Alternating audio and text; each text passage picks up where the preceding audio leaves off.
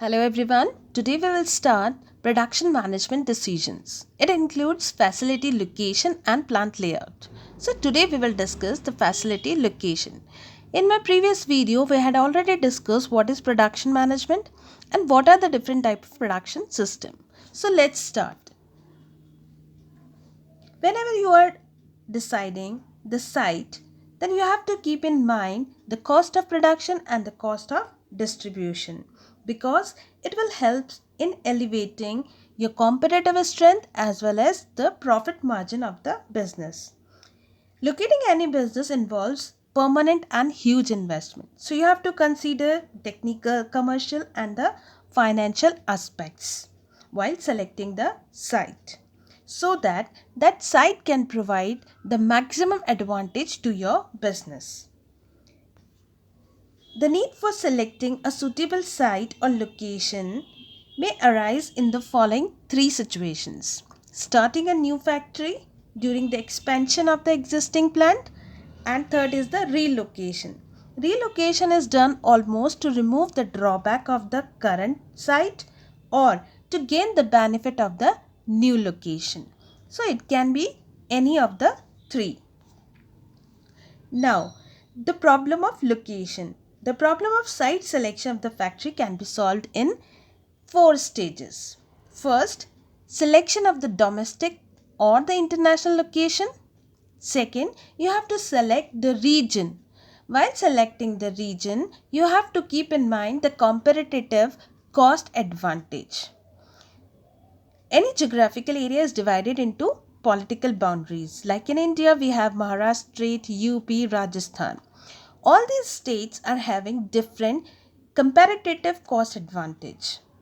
After selecting the region, you have to select the locality. Locality is further divided into three parts. It can be urban, semi-urban or rural.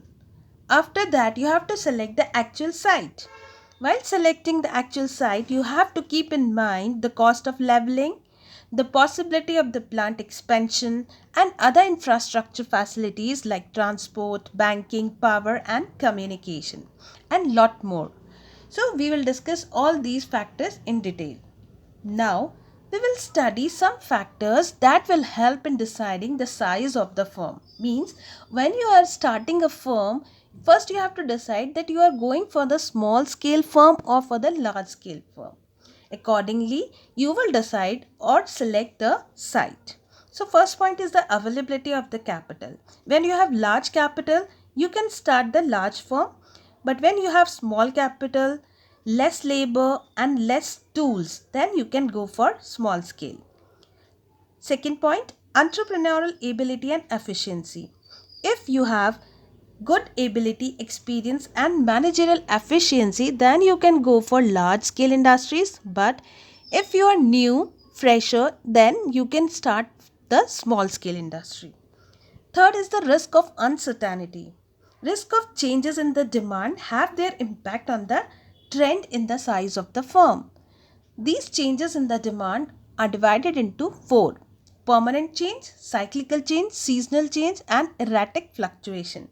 Permanent change means your product is outdated due to decline in the popularity, change in the fashion, taste, or the technology. Cyclical fluctuation. Trade cycles involve the phases of boom and recession.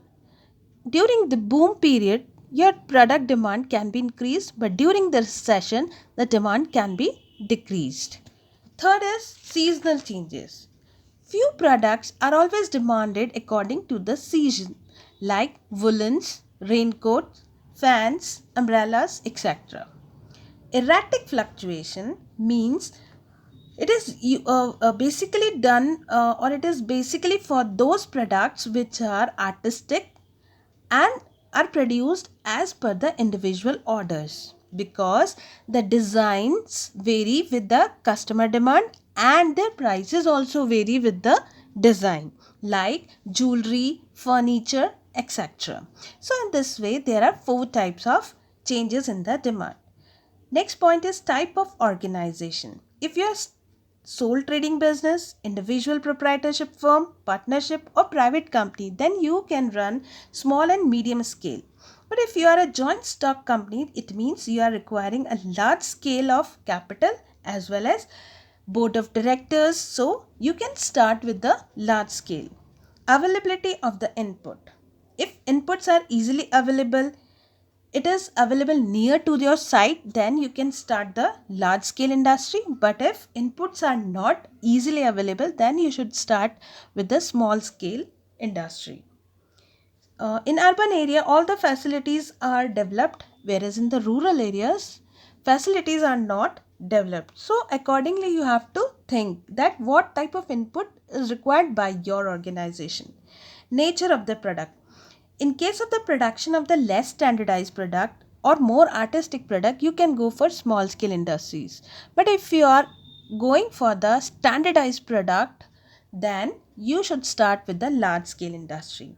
Laws of return means whenever your large production is going on, then it will help in lowering the per unit cost of the product.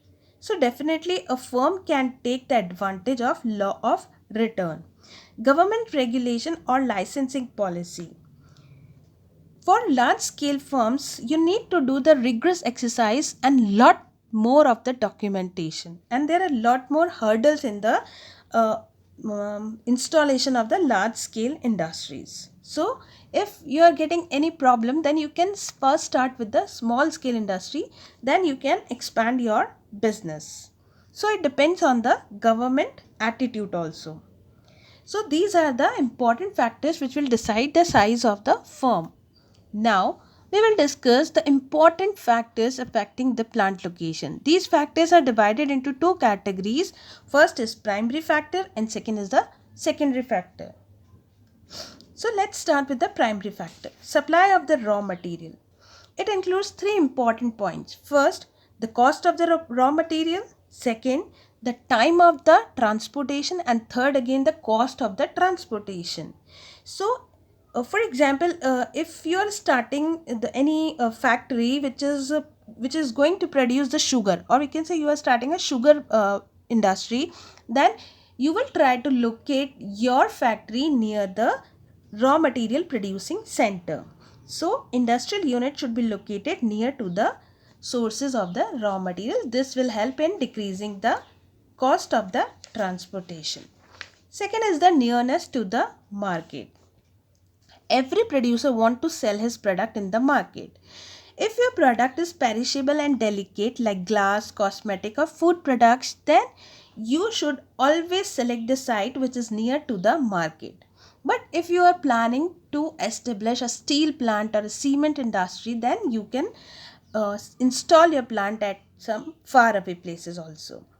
Third point is transportation facility. In this, you have to keep an eye on the speedy and the cheap means of the transport.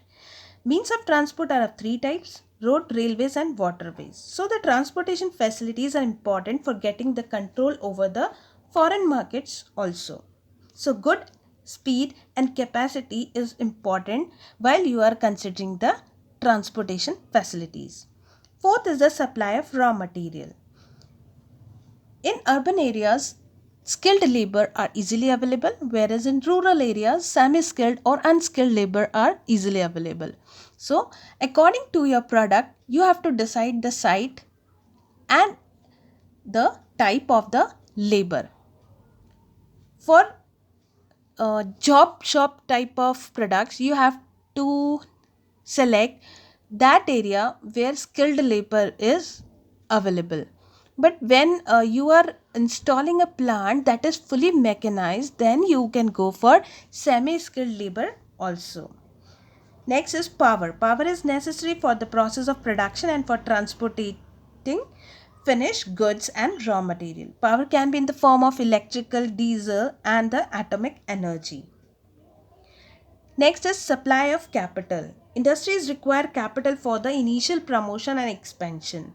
So while selecting the site, you have to keep in mind that the commercial bank should be developed near to your location so that you can easily get the capital on time. So these are the important primary factors that you have to consider while selecting the site. Next, secondary factors. First, suitability of the climate. Climate should be suitable to your industry. If you are an agro-based industry, then you need a different type of climate. But if you are going for the cement factory or the sugar factory or the textile firm, then you need a different type of climate where less moisture is there, less damp soil is there. Next is the disposal of the waste.